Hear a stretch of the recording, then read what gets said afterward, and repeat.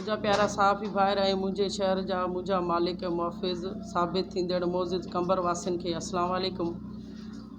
मुझे लाइ अॼु ख़ुशीअ जो ॾींहुं आहे त मां तव्हां सभिनी दिलेर भाइरनि ऐं बाशऊर तालीम दोस्त ऐं इंसान दोस्त जे विच में मौजूदु आहियां जेके न रुगो मुंहिंजी लोज ऐं मुहफ़िज़ बणी मुंहिंजे साम्हूं आया आहिनि पर मुंहिंजे मिसकीन बागड़ी बिरादरनि खे बाइज़त तालीम याफ़्ता ऐं बाअसर ज़िंदगी गुज़ारण जी ख़ुशी रखनि था।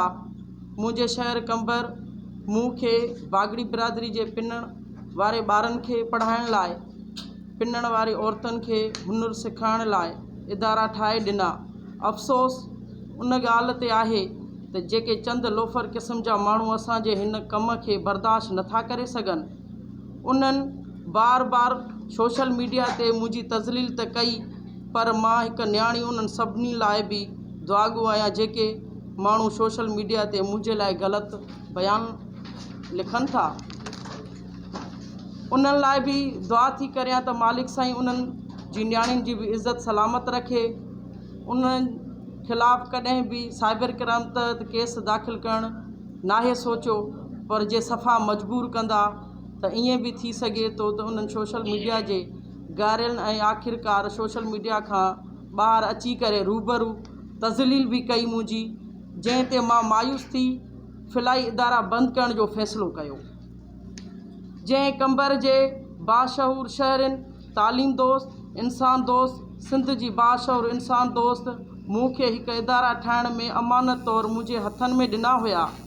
मां बि उहे इदारा बंदि करण ऐं अदालत खे अमानत तौरु ॾियण जो फ़ैसिलो कयो पर अव्हां सभिनी सॼणनि हिते अची करे मुंहिंजी ॾिनल अमानतनि जे पाण मालिकी करण ते तहफ़ुज़ करण जे ख़ातिरी ॾिनी त मूंखे मुंहिंजे फ़ैसिले खे ग़लति नज़र रखियमि।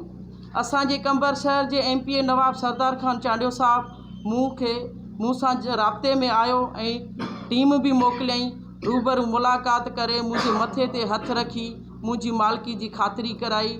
उन मूंखे पंहिंजे मोज़िज़ शहरनि शख़्सनि हिकु ॾींहं जे मोहलत घुरी हुई त हिन वाक़िए बाबति न रुगो मुंहिंजे बाशऊर मुंहिंजी मालिकी कई आहे पर अहसासु बि ॾियारियो आहे त पर सॼी सिंध उन खां पोइ सोचे रही आहे त जॾहिं मां पंहिंजा ही तालीम इदारा बंदि करे ऐं हेतिरी मालिकी आहे त इन सूरत में मां ही फ़िलाई इदारा बंदि करण जो पंहिंजो फ़ैसिलो ग़लति सम्झियो।